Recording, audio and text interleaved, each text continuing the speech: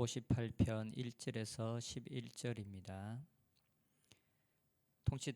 통치자들아 너희가 정의를 말해야 하거늘 어찌 잠잠하냐. 인자들아 너희가 올바르게 판결해야 하거늘 어찌 잠잠하냐.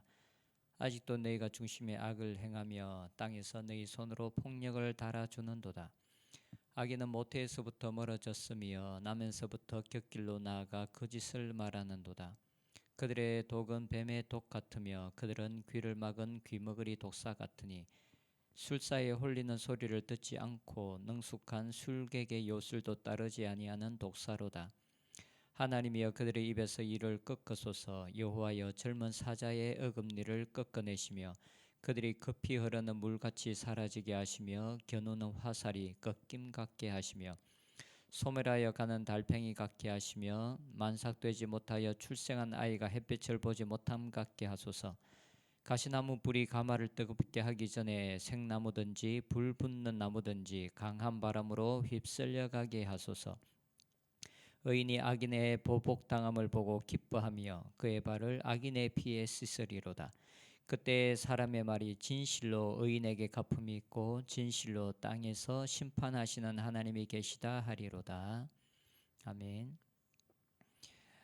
오늘의 시편은 통치자들의 악행을 고발하고 그들에게 하나님의 심판을 내려달라는 기도를 드리고 있습니다.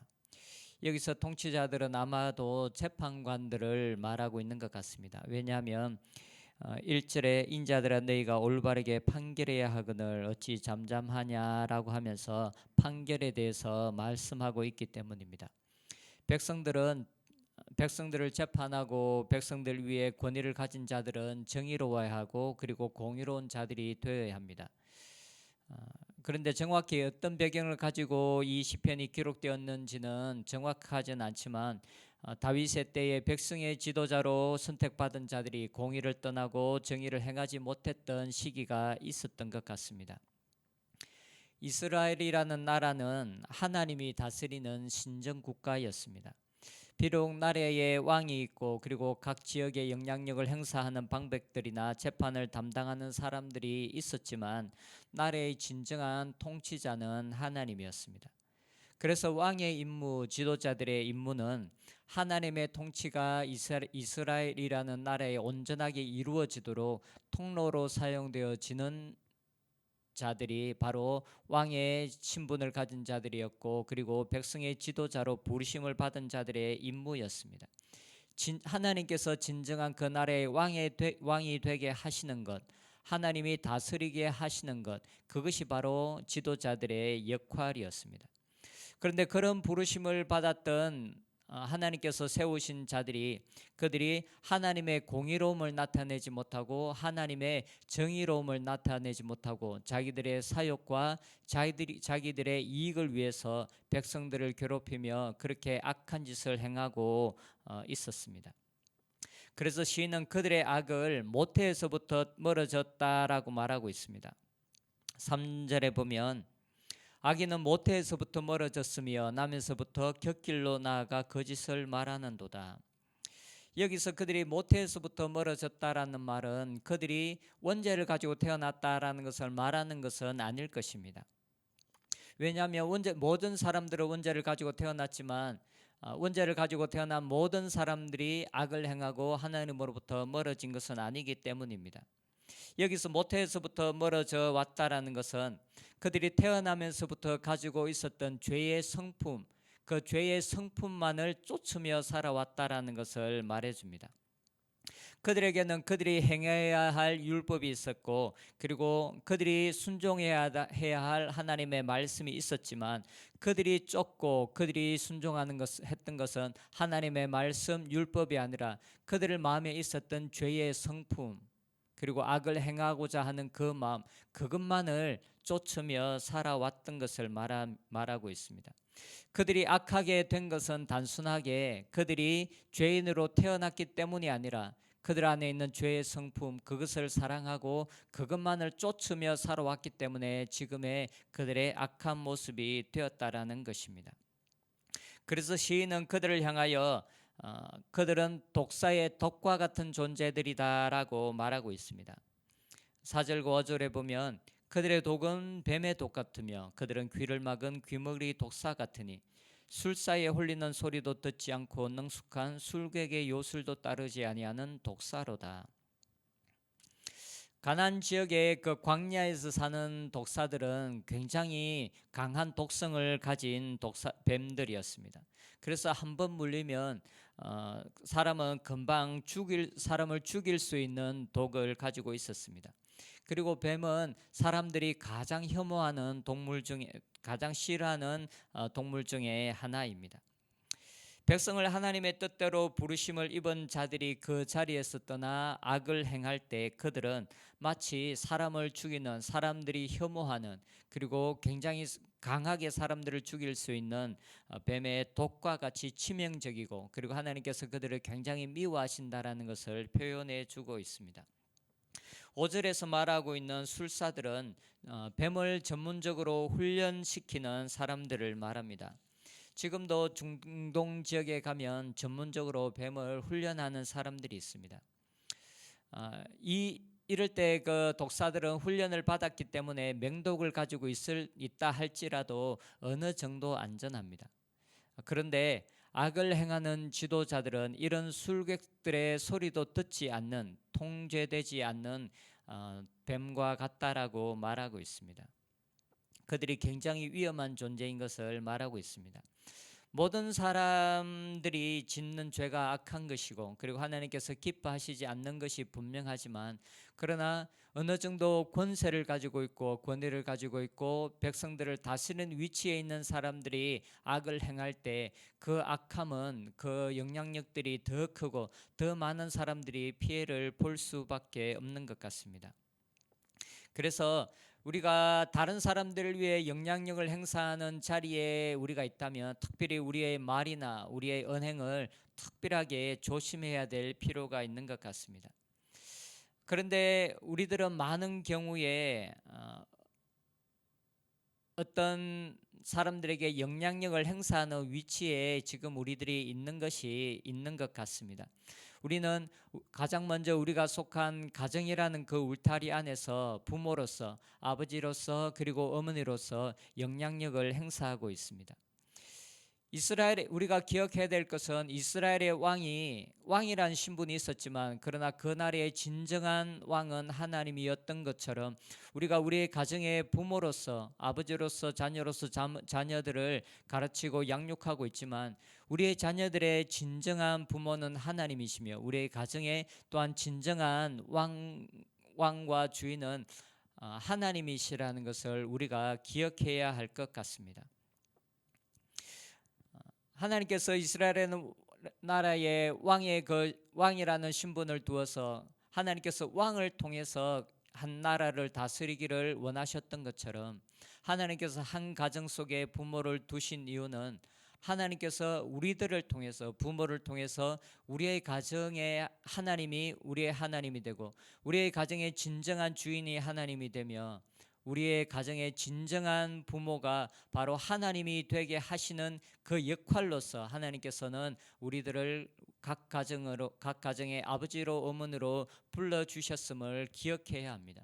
그래서 우리가 우리의 각 가정 속에서 하나님께서 우리를 부르심은 하나님이 우리의 가정의 주인 되게 하시는 것입니다.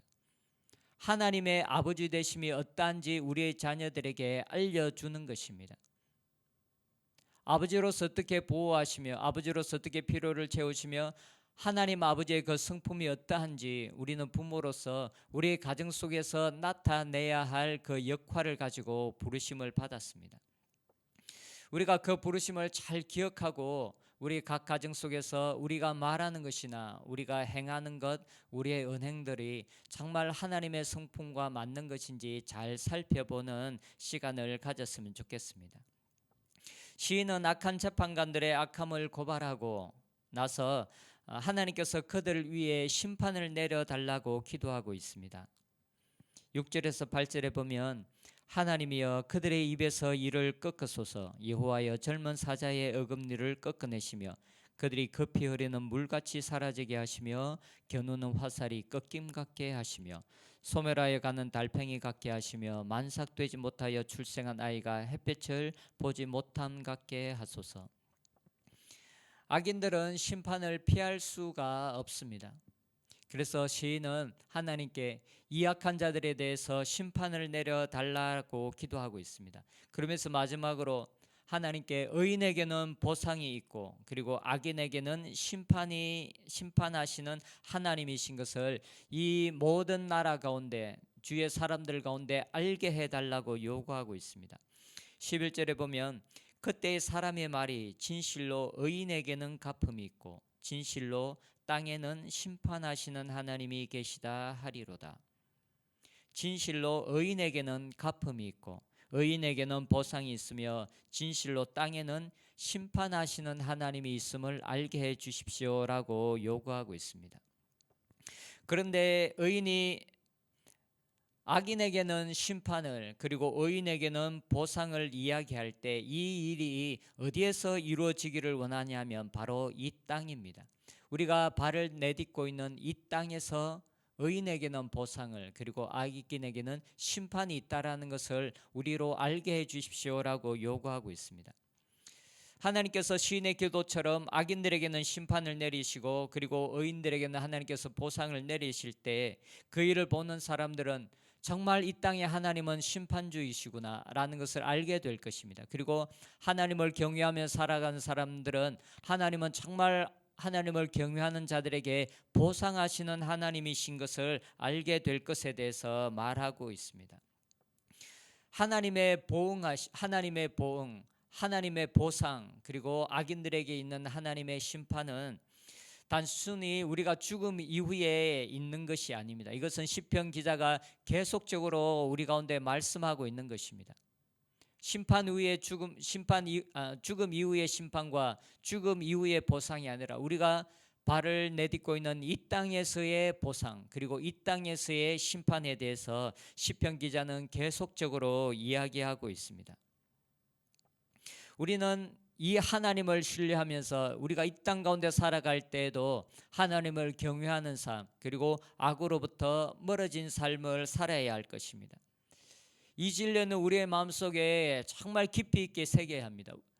하나님의 그 보상과 하나님의 심판은 죽음 이후뿐만 아니라 우리가 살아가는 이 땅에서 분명하게 우리에게 주어진다라는 것입니다. 성경은 너무나 많은 곳에서 하나님은 이 땅의 주권을 가지고 계신 분으로 언급하고 있습니다. 사람을 높이시는 분이 하나님 그분이시며 사람을 낮추시는 그 권세를 가지신 분이 바로 하나님이신 것을 말씀하고 있습니다. 죽이실 권세도 가지고 계시고 살리실 권세도 가지고 계신 분, 그분이 바로 우리의 하나님이십니다. 이스라엘 역사를 통해서 그 일들이 너무나 극명하게 드러났고 그리고 또한 우리들의 삶을 통해서도 너무나 분명하게 알고 있는 사실입니다. 우리가 이 땅에서 악을 미워하고 하나님을 경외함으로 선을 행하는 자들이 되었으면 좋겠습니다. 그래서 이 땅에서 하나님께서 악인에게 내리는 심판을 우리가 보고 그리고 의인들에게 보상하시는 하나님을 보므로 우리의 삶이 더욱더 깊이 있게 하나님을 경외하며 살아가는 우리의 삶이 되었으면 좋겠습니다. 기도하겠습니다.